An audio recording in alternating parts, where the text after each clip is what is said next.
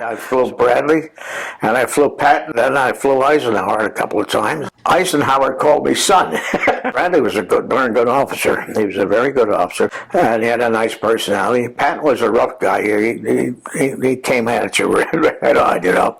But Eisenhower and Bradley were very much alike. Mussolini, his girlfriend, some of the guards that he had along with him, while they were trying to escape to Switzerland, and the partisans shot them and hung them up.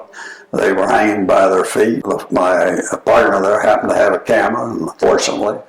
There were 36,000 8th Air Force men that they have no idea what happened to them. The 8th Air Force in World War II lost more men than the United States Marines. I was given a camera. I have one picture of an airplane that exploded.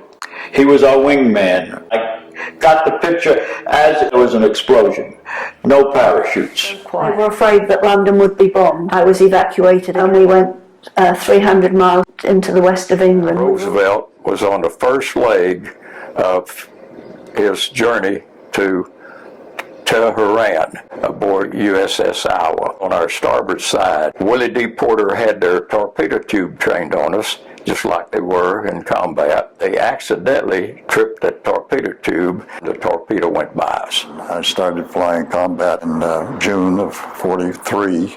We had a 400% turnover in flying personnel in the first 90 days. So we became known as the Bloody Hundred. By the time the sun came up, D-Day in Normandy, there were 4,000 ships there. Most of my wave turned back because we hit intensive artillery fire. We got hit 8 times.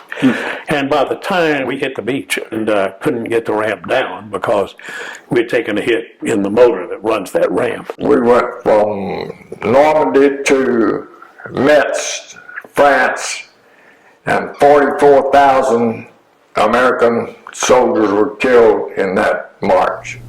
When we first reached the front lines, the stated U.S. policy was that we do not send 18-year-olds overseas.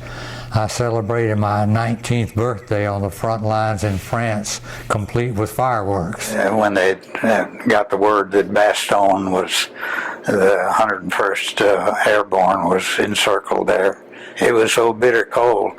First 3 planes tried to take off, they iced up, came down, we lost a little crew there. It was a couple of days before the weather eased enough that we could get airplanes off the ground. On VE Day, I had just met some sailor. I think I only had 1 or 2 dates with him.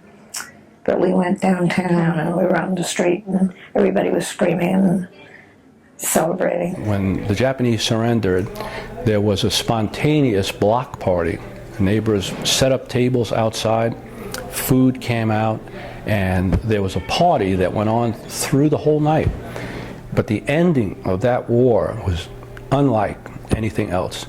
I remember during the war going with my mother to the homes where a gold star was placed on a window, and it was a sign some husband or father or brother was killed. And so the women would flock there, bringing food. So you can imagine the joy that became evident when this horror was finally over. We were out in the English Channel. Everybody got one of these letters. It was from Ike, and everybody knows about this letter, but I have the original here. I have full confidence in your courage, devotion to duty, and skill in battle.